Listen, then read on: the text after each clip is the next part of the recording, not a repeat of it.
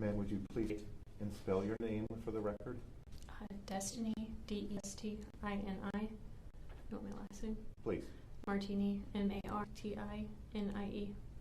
Ma'am, likewise, I see that you have what I believe to be a prepared statement, which is fine. Again, I'm going to ask you to please take a deep breath. This is very difficult, I understand. And please give your statement slowly if you're going to read slowly.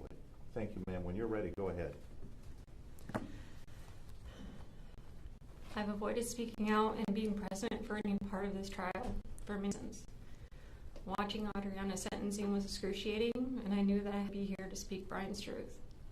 Brian was a brother, a husband, a father, an uncle, a son, grandfather. He was a best friend to many people, but those people weren't like you and that trash co-defendant of yours. Brian's only flaw was that he would help anyone in need. Unfortunately, his kind heart led him to help two monsters. This entire trial was based around my brother and his involvement with drugs. Objection. Your Honor, I would ask that the victim impact statement recite the impact to the victim, and I apologize for interrupting, not to characterize. Do you apologize? Hold on. Finish your objection. Not to characterize the defendant or express wishes for his future. I believe that the statements that the witnesses were making were preliminary to the victim impact portion of her statement. Objections ruled. You may continue. Your attorneys tried their best to paint this picture of Brian being another addict. That couldn't be any further from the truth. His life as an addict was short-lived. His life before that was something you ever had and you will never have. You and Brian are not the same. I was honestly shocked when I found out what kind of people were surrounding him during this time of his life. 9 months.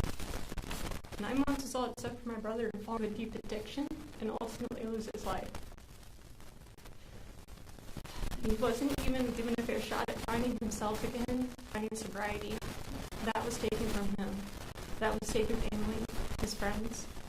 My brother was the best brother anyone could ask for. He's 11 and a half years older than me. When I was little, he raced to the gas station and he would always let me win. Play games with me, carry me around the house inside of a blanket, and act like he was going to flush me down the toilet. He protected me.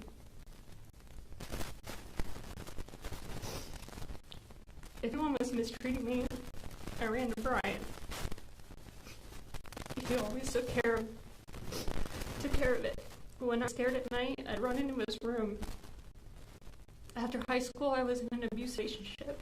When he found out, it took a lot to talk him out of putting himself in evaluation. If I had problems with my car, I called Brian. I don't live near here anymore, but if I called him to do something for our mom, he never hesitated. I went to 2 stores while he was sick to find her a cake that I wanted to get her. He was always there. Over the last few years of his life, I talked to Brian frequently. We were both going through things and leaned heavily on each other. I was 3 hours away, but he was always just a phone call away.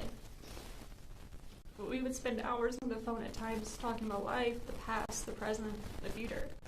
He gave me advice that nobody else can replace. He gave me comfort that nobody can duplicate. He was my rock. We were so much alike in so many ways. I would often call him and just ask if he liked a certain food that I didn't. Sure enough, he didn't either. Even the popular things like QC pizza and cornbread. I had 3 people I could always count on. My mom, my uncle, and Brian. Brian's addiction isn't important to tell, but I can tell you that wasn't even a fraction of his life. He was married to a wonderful woman, raised 3 amazing boys that he had custody of, and had a great job at the county. He had every opportunity to turn out like our father, and he didn't. All this to say, just because someone has a perfect life and everything in the world going for them, that doesn't mean that one mistake cannot lead to the hole that addiction can have. I knew Brian had struggled. He came to my house to detox about a year or so before his murder. He wanted to get clean. At the time, meth was not in the picture. He had a lot of changes happening, her losing our father. When he stopped answering my calls and calling me, I honestly thought it had to do with his girlfriend. I had no idea that he was feeling the way that he was. On August 17th, he told me that his life had went to hell. I truly believed he was talking about his relationship and marriage. For the rest of my life, I'll have to live with regret that I didn't reach out to him and find out what was really going on. My brother was suffering, and I didn't even know. I passed by his house a few times when I was visiting my mom and considered stopping, and I never did. I feel like I failed him in ways that he would have never failed me. At the same time, his lack of communication was likely another attempt at protecting me from his situation and from people like you. You are a vile human. Walk into someone's home with some little girl and try to take over. What was your goal in all of this? What other do you think was going to happen? Why was Brian's life worth taking? They were in people, humans. They are loved. Brian opened up his home to you both. How could someone like that be a target to be murdered? I will never understand people like you and Adriana. To think that you can play God and determine if someone lives or dies, that was not for you to decide. Their lives were not for you to take. Brian and Amy had the chance of finding themselves again. They had reasons to live. They had reasons to find sobriety again. Their lives were not meant to be open. I need my big brother. You took a part in that day that I will never get back. And didn't just take their lives. You had to destroy their bodies. I had to sit in a pew at his funeral and stare at a box, a picture. I don't even know how my mom was able to watch Adriana's trial or how Sally could sit through both trials. I caught a glimpse of my brother's charred body from a live video of the trial and I lost it. That was not supposed to be how his life ended. You couldn't just stop at taking his life. You took our ability to get closure. You took my last goodbye. Even that little degenerate girl took everything from us. His possessions are gone. His body is gone. His life is gone. All I have left, Brian, is a teddy bear that he gave me when I was little, a bag of ashes, some pictures and memories. You had nothing but time to think about what you were about to do, Amy and Brian. Even after Amy's killing, you had plenty of time to think and realize what you did was wrong. Yet you chose to take my brother from me. Now you'll have nothing but time to think about what you did as you sit in a cell and rot for the rest of your life. Here's my wish for you and a co-defendant of yours. I hope that you both live very long, miserable lives.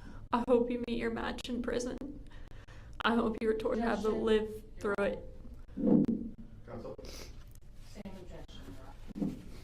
The court understands the objection, and the court will take into consideration the statutory requirements for victim impact statements in its sentencing in this matter. The victim can continue. Go ahead, ma'am. Day in and day out. The thing about people like you, people start to forget you even exist. You're locked away, sitting in a cell, rotting. The news will stop covering the story. Your friends will stop writing and calling you. Family will start making excuses on why they visit, or maybe they won't visit at all. However, Amy and Brian will never be forgotten. They will remembered forever. They were and will continue to be loved. You and Adriana will be forgotten. Your names will never be spoken outside of those cell walls again. Last thing, thank you, and I hope you rot in hell. Objection, Your Honor. Your Honor, not all victim impact statements supposed to help the court and guide the court in its ruling. It is what the defendant is required to listen to. He has rights, and he should not have to sit here and listen to such statements with the license and consent of the system.